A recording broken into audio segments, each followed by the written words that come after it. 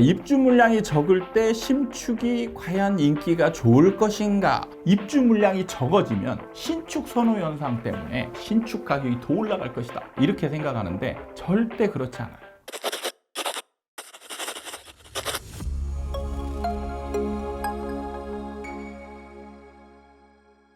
하나, 둘, 셋.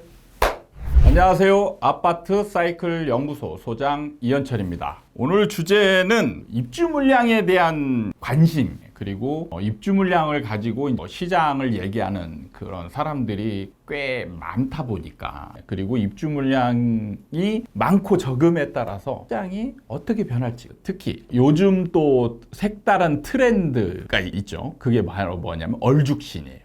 얼죽신, 얼어 죽어도 신축이다. 이 입주 물량이 줄어들면 그렇지 않아도 얼죽신인데 희소성이 더해지는 느낌을 받아서 사람들이 신축을 더 좋아하지 않을까. 그러면 이게 맞는 흐름의 연상인지 한번 곰곰이 따져볼 필요가 있지 않겠나 생각이 들어서 제가 이 코너를 마련해 봤습니다. 그리고 제가 이 코너를 하면서 조금 제가 이제 여러분들한테 요구하는 건 뭐냐면, 내가 가지고 있던 생각이 그냥 당연하다라는 듯이 반박을 그냥 하지는 말아 달라라는 주문을 좀 하고 싶어요. 그래서 제가 맞다 이런 거보다 그 논리적인 표현이나 논리적인 과정이나 이런 것들이 어떤 틀림이 없는지, 그리고 어느 정도 나름대로 그게 개연성이 있다라고 한다면 받아들이는 자세도 여러분이 공부하는데 도움이 많이 될 거라고 생각하면서 반박이 많을 걸 예상을 하면서 영상을 찍습니다. 제가 이거를 어떻게 설명을 해줘야 사람들이 받아들이기 좋을까를 고민을 엄청 많이 해봤습니다. 비유를 드는 게 가장 이해하기가 쉽죠. 비유. 그래서 비유를 뭘로 들을까를 고민을 했는데요. 우리가 주식을, 사실 부동산보다는 주식을 더 좀 쉽게 접하고 많이 해봤고, 그래서 관심도 많고, 그래서 저는 항상 부동산과 주식을 좀 비유하면서 설명하기를 좋아하고, 그렇게 하면 이해가 좀 더 빠르겠다 이런 생각을 좀 합니다. 자, 그럼 주식시장에서 지금 입주 물량과 비슷한 상황이 있습니다. 그게 뭘까요? 바로 IPO입니다. 새로 어떤 회사, 그러니까 상장이라고 해요. 거래소에 거래할 수 있게 등록을 하는 게 이제 상장인데, 상장이 안 되어 있는 회사가 상장을 해서 이 회사의 주식이 거래소로 진입을 하는 겁니다. 입주 물량이 뭐예요? 집이 아니었던 어떤 건축물, 그런 것들이 비로소 집이 되는 순간이에요. 집의 역할을 하는 그 과정으로 들어오는 겁니다. 그래서 우리는 이걸 공급이라고 흔히 알아왔어요. 왜냐하면 없던 집이 새로 생기는 거예요. 그러니까 없던 집이 새로 생기니까 당연히 공급이지. 맞아요. 맞습니다. 맞는데 이게 어떤 관점에서 바라보느냐에 따라서 이 역할과 개념, 이런 것들이 달라진다라는 걸 좀 이해하셨으면 좋겠어요. 그러니까 순수한 의미에서 집의 개수로 보면 공급이 맞습니다. 근데 시장에서는 그 공급 개념이 좀 달라요. 그게 IPO하고 사실 좀 비슷합니다. LG 엔솔이 IPO 상장할 때 시가총액이 꽤 큽니다. 크다 보니까 엔솔이 들어올 때 이런 얘기가 있었어요. 다른 주식의 하락 역할을 할 가능성이 많다. 왜 그러냐면, 자, 이 그림을 한번 볼게요. 자, 이렇게 네모 안에 돈 규모가 이렇게 있어요. 이미 있어요. 이 안에. 근데 LG 엔솔이 규모가 이만큼 차지하는 이게 이쪽으로 딱 들어와요. 그러면 이거를 사야 되잖아요. 이거를 사야 됩니다. 근데 돈의 규모는 여기 안에서 해결이 해야 돼요.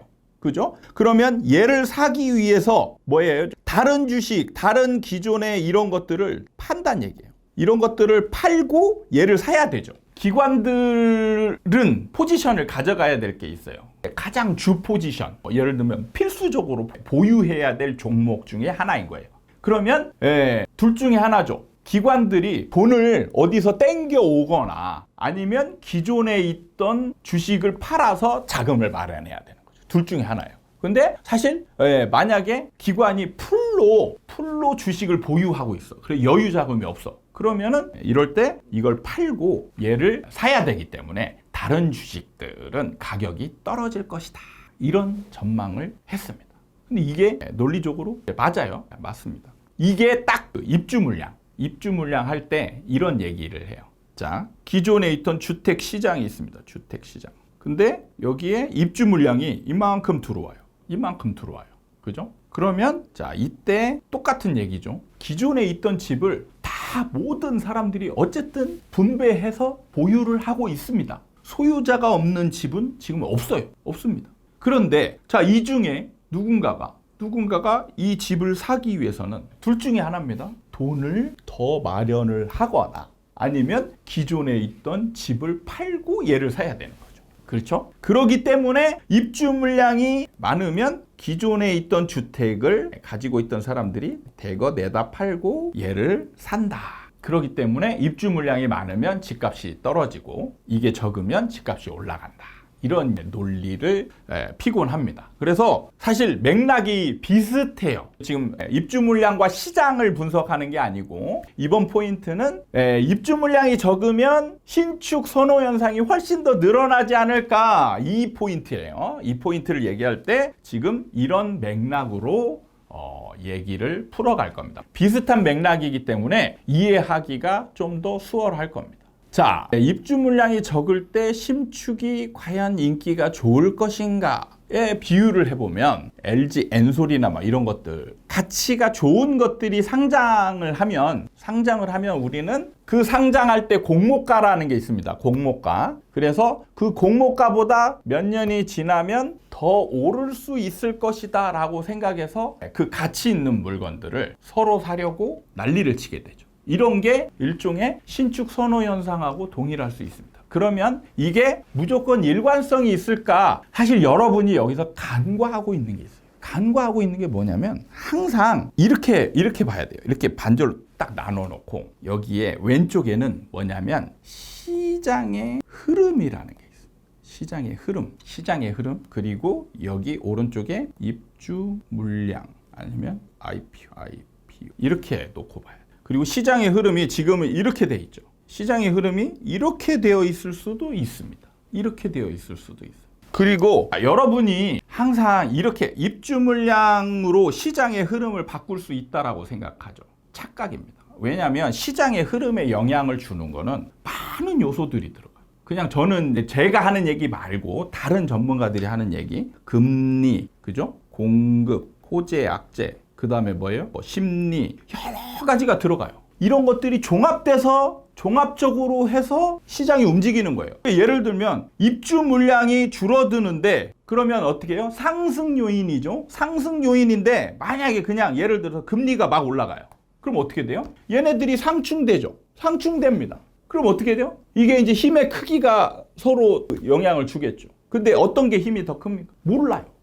그죠? 여러분이 알 수 있습니까? 몰라요. 그럼 시장이 어떻게 돼요? 안 움직일 수도 있고 오히려 하락할 수도 있어요. 이런 걸 생각을 해야 되는데 우리는 지금 우리가 공부할 때 보면은 맨날 한 가지만 가지고 모든 걸 다 움직인대, 시장을. 이런 얘기를 해요. 이건 완전히 잘못된 거예요. 잘못된 겁니다. 나머지 요인들도 다 봐야 되는데 그 귀찮고 모르니까 그 얘기 안 하는 겁니다. 그러니까 전문가들이 잘못하고 있으면 여러분들이 지적을 하고 야 그런 거 아닌데? 해야 되는데 여러분이 그렇구나 이러고 있으면 전문가들은 신나서 열심히 더 하죠. 조회수도 잘 나오고. 그래서 시장의 흐름이라는 게 있는데 시장의 흐름은요, 시장의 흐름이 한번 이렇게 정해지잖아요. 그러면 이런 것들도 이런 것들이 복합적으로 작용을 하죠. 근데 시장의 흐름이 한 방향으로 정해질 때는 어떻게 되냐면 그 방향과 같은 거는 예를 들어서 입주 물량과 금리의 힘이 그냥 같다라고 가정을 하잖아요. 가정을 할 때 다른 요소 제외하고요. 없다라고 가정하고 입주 물량과 금리 힘이 같다라고 가정을 하고 지금 상승장이라고 전제를 해볼게요. 그럴 때 예를 들어서 금리가 올라갑니다. 금리가 올라가는 건 하락 요인이죠. 금리가 올라가요. 하락 요인이고 입주 물량이 줄었어요. 줄어듭니다. 그러면 입주 물량이 줄어드는 건 상승 요인이에요. 자, 그러면 우리가 힘을 몰라요. 그냥 둘이 같다라고 가정을 했어요. 얘는 지금 입주 물량은 상승 요인, 금리는 하락 요인이에요. 그러면 둘이 같이 작용하면 어떻게 돼요? 제자리죠. 제자리면 자, 우리가 이렇게 가정을 하고 시장을 보면 시장은 안 움직여야 맞습니다. 맞죠? 그런데 그렇지 않아요. 그렇지 않습니다. 상승합니다. 왜? 시장이 상승하고 있었기 때문에 시장이 상승할 때는 사람들이 받는 영향이 완전히 달라요. 상승할 때는 상승 요인은 시너지를 내요. 시너지를 냅니다. 상승 요인. 뭐예요? 입주 물량이 줄었다. 이건 상승 요인이죠. 그래서 사람들은 상승 요인을 더 크게 받아들이고 금리가 올라갔어요. 하락 요인이죠. 이건 적게 받아들여요. 그래서 상승해요. 이런 메커니즘을 잘 이해를 하셔야 돼요. 그래서 제가 결론 지은 건 뭐냐면 그냥 시장의 흐름이 다 이겨요. 다 이깁니다. 그러니까 모든 요인은 시장에 복합적으로 막 작용해요. 그냥 그때 보면은 악재도 있고 호재도 있고 상승 요인도 있고 하락 요인도 있어요. 그런데 시장이 상승하고 있잖아요. 그러면 상승 요인이 다 이깁니다. 하락 요인은 작용을 못해요. 그리고 하락할 때는 하락 요인이 훨씬 큽니다. 시장이 이렇게 있을 때 상승 과정에 만약에 있다. 이럴 때 사실 IPO를 생각하면 우리가 여기서 중요한 거는 우리가 물량만 생각하면 절대 안 돼요. 여러분이 주식 IPO 할 때 물량에 관심이 있습니까? 아니면 다른 요인에 관심이 있습니까? 지금 언뜻 생각이 안 나는 분들이 있을 거예요. 근데 물량보다 더 중요한 게 있어요. 뭐예요? 가격입니다. 물량이 있고 가격이 있어요. 공모가라고 하죠. 공모가. 자, 예를 들어서 공모가가 우리가 판단하는 시장 가치보다 좀 적게 잡혔어요. 적게 잡히면 어떻게 돼요? 나중에 올라갈 가능성이 훨씬 크겠죠. 훨씬 큽니다. 그리고 더군다나 상승장이에요. 그러면 이런 것들이 미친 듯이 올라가게 됩니다. 그러니까 공모하고 나서도 나중에 신축, 이 새로 들어온 이 주식에 대한 관심들이 높아지게 돼요. 그래서 미친 듯이 올라가요. 그럼 이거하고 비슷한 상황이 뭐예요? 비슷한 상황이 뭐예요? 주택시장에서. 바로 주택시장에서는 뭐가 중요하냐면 분양가가 있어요. 분양가. 똑같은 거예요. 가격. 분양가라는 게 있습니다. 자, 예를 들어서 여러분이 서울에 어떤 아파트가 있는데 그냥 새로 그냥 분양을 한다라고 새로 그냥 들어온다라고 전제를 잡을게요. 근데 이게 분양가 상한제가 들어갔어요. 그럼 어떻게 돼요? 엄청 싸지죠. 시세가 똑같은 아파트 시세가 20억인데 얘는 10억이에요. 똑같은 아파트라고 견주어지는 아파트인데 이미 살고 있는 그 옆에 있는 아파트는 20억인데 얘 분양가는 10억이야. 그럼 어떻게 돼요? 미친 듯이 사겠죠. 그리고 얘는 20억 올라가고 사실 20억을 넘어섭니다. 이런 아파트들. 20억을 넘어서요. 사실 얼죽신의 유래가 바로 얘 분양가 상한제가 적용된 것들이 이렇게 막 쭉쭉 올라가요. 물론 분양가 상한제 적용 안 되고 비싼 것도 상승장에서는 이런 움직임이 생겨요. 예를 들어서 이런 경우들도 있습니다. 주변 아파트 시세가 10억인데 동일한 물건이에요. 그냥 동일한 물건, 똑같은 물건이라고 가정을 할 때 얘가 11억에 나올 수 있어요. 분양가가. 상승장이면 얘가 처음에는 조금 인기가 떨어집니다. 왜냐면 비교했을 때 얘가 비싸거든요. 비싸니까 인기가 떨어져요. 근데 상승장에서는 얘가 나중에 다 팔리고 나면 얘보다 더 올라가는 경향이 생겼습니다. 그러다 보니까 신축이 비싼데도 불구하고 더 올라가네? 그래서 신축은 무조건 잘 올라가네? 이게 바로 얼죽신이에요. 근데 문제는 우리가 이런 상황만 지금 겪었어요. 이런 상황만 겪었습니다. 그래서 지금까지 얼죽신이라는 이런 용어가 생긴 거예요. 근데 기존 주택시장이 하락장으로 가면 이게 사실 바뀝니다. 그런데 시장 상황이 이렇게 완반하게 하락하는데 예를 들어서 시장이 하락하는 과정에서 얘가 비교 대상인 주택이 예를 들어서 지금 10억이에요. 입주하려고 하는 아파트에 동일하다라고 가정하는 A, B가 있어요. 얘가 5억쯤 해요. 그럼 어떻게 해요? 하락장에서도 얘는 인기가 있습니다. 그리고 가격이 올라가겠죠. 나중에는 동일해질 겁니다. 나중에 동일해진데 얘가 10억에서 한 7억쯤 되고 얘는 5억에서 7억으로 되는 거예요. 그럼 동일해지겠죠. 나중에. 근데 자, 많은 사람들이 착각하는 거는 이 신축은 원래는 10억이어야 될 물건인데 그냥 누가 강제로 5억으로 만들어 놓은 거예요. 그런데 여러분은 그걸 얘는 10억으로 생각하지 않고 5억이었던 게 7억으로 돼서 얘는 올라갔다. 물론 5억에 산 사람은 올라간 게 맞아요. 우리는 이런 거를 시장 개인적인 측면으로 볼 때랑 시장적인 측면으로 볼 때랑 관점이 약간 달라야 되는 거예요. 자, 중요한 거는 가격이라는 게 이 입주 물량 아니면 가격이 시장의 영향을 받을까요? 안 받을까요? 영향을 많이 받습니다. 많이 받아요. 예를 들면 자 이렇게 시장이 움직였다라고 가정을 해볼까요? 그러면 A라는 IPO, 그 다음에 B라는 주택, 이 시점, 이 시점, 이 시점 1, 2, 3, 4. 자, 이 시기에 따라서 얘가 고정되어 있을까요? 움직일까요? 여러분도 아마 상식적으로 아실 겁니다. 상식적으로 알 거예요. 어떤 때 가격이 가장 높게 새로 진입을 할까요? 3이겠죠. 3입니다. 3. 그러니까 자 보시면 이때에 들어오잖아요. 그러면 얘는 상승장이기 때문에 얘는 무조건 가격이 올라가요. 그죠? 얘도 가격이 올라갑니다. 얘 진입하면 자 이때 진입해요. 그러면 얘도 진입 올라가요. 얘도 올라갑니다. 그죠? 무조건 그래요. 근데 자 보시면 이때 진입을 했다. 3 꼭대기에 시장의 꼭대기에 진입을 했다. 그러면 일반적으로 얘네들은 이제 하락을 합니다. 그래서 가장 비싼 가격에 진입을 하고 시장 주변 환경이 가격이 낮아지기 때문에 얘도 같이 하락을 하는 거예요. 그러면 이때 사람들이 이 신축, 이 새로운 거를 좋아할까요? 안 좋아할까요? 안 좋아해요. 안 좋아합니다. 그 대표적인 게 뭐예요? 바로 대구입니다. 대구예요. 여러분은 항상 제가 대구를 예를 들면 지방이어서 그렇다 이걸로 하면은 정말 답이 없구나. 대구가 그 전에 하락하기 전에 전국에서 가장 많이 상승한 지역입니다. 그럼 얘는 왜 상승했냐고요? 지방인데도 불구하고 상승했잖아요. 그냥 얘네들은 또 그 지역에 따른 메커니즘이 있는 거예요. 그리고 똑같은 서울하고 똑같은 과정을 앞서 겪은 겁니다. 신축 선호 현상, 대구 수성구의 새로운 아파트들이 서울 아파트 가격을 넘은, 서울의 강남까지는 아니지만 서울의 웬만한 아파트 가격을 다 넘었어요. 비쌌습니다. 그러니까 단순히 지방이라고 무시할 만한 게 아니라는 거예요. 그 메커니즘을 공부하기 위해서는 선행하는 지역의 그 경험치를 이해를 하셔야 돼요. 대구의 수성구도 지금 서울의 강남 얘기하고 똑같이 있었습니다. 똑같이. 안 떨어진다고 그랬어요. 물론 지금도 덜 떨어져 있어요. 다른 지역보다는 덜 떨어져 있습니다. 그래도 떨어져. 근데 자, 대구를 보시면 이제 신축 아파트들이 지금 넘쳐나요. 남은 게 지금 넘쳐나고 있습니다. 안 사요. 안 사고 있어요. 그러니까 월죽신이면 지금 이제 대구 같은 경우는 입주 물량도 줄어들고 있어요. 줄어들고 있습니다. 그러면 이 논리를 그대로 적용하면 대구에 지금 이 신축 아파트들, 미분양 난 것들, 이런 것들은 엄청 잘 팔려야 돼요. 근데 그렇지 않아요.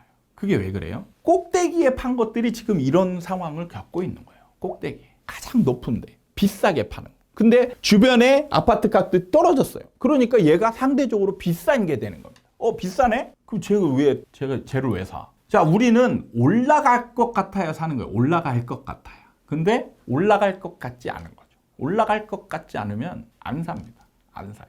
그러니까 우리가 단순 메커니즘으로 이해를 했을 때 오류가 생기는 게 바로 그런 거예요. 입주 물량이 적어지면 신축 선호 현상 때문에 사람들이 신축 가격이 더 올라갈 것이다 이렇게 생각하는데 절대 그렇지 않아요. 시장의 흐름이 바뀌면 지금 분양하는 것, 예를 들면 이제 지금 서울에 이제 분양하는 것들 지금 보면 분양가 상한제가 적용된 아파트들도 2, 3년 전에 분양가 상한제 적용된 아파트하고 비교해 보면 시세 차익, 안전마진이라고 하죠. 시세 차익이 현저하게 적어졌어요. 아니면 아예 없거나 오히려 비싸다라고 생각하는 아파트들이 지금 다수 생겼습니다. 2, 3년 전만 해도 분양가 상한제 적용됐다 그러면 서울에서는 로또 아파트라고 했어요. 로또 아파트 시세 차익이 그냥 앉아서 받기만 하면 몇 억, 좀 심하게면 십수억 시세 차익이 생겼습니다. 그러니까 미친 듯이 달라드는 거예요.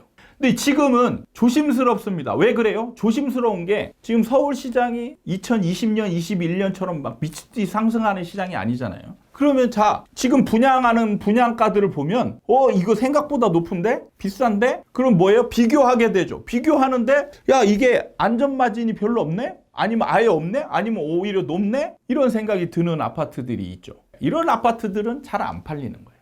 잘 안 팔립니다. 물론 이게 나중에 시장이 바로 급변해가지고 다시 막 상승한다. 그러면 또 시장에 기존에 있던 아파트들이 상승을 해서 높아져 있기 때문에 분양가는 그대로 있죠. 그러면 얘가 또 상대적으로 싸지는 거예요. 그러면 이제 또 팔리겠죠. 근데 시장이 하락으로 쭉 간다. 그러면 얘는 영원히 비싼 아파트가 되는 거예요. 그럼 어떻게 돼요? 안 팔립니다. 신축 선호 현상이 없어지는 거죠. 그러니까 지금 제가 여러분에게 하고 싶은 거는 시장의 메커니즘을 좀 이해를 하셨으면 좋겠다. 그리고 단순하게 단순 대입을 해서는 절대 안 된다. 근데 우리는 지금 굉장히 단순 대입을 하는 경향이 완전히 굳어져 있어요. 금리가 올라가면 아파트 가격 떨어진다. 이 단순 메커니즘은 시장을 분석할 때 진짜 아무런 도움이 안 됩니다. 우연히 일치할 수는 있어요. 그건 그냥 무조건 우연이에요. 왜냐면 50%거든요. 확률은 50%니까 우연히 일치할 수는 있어요. 근데 그게 영원히 일치하지 않는다.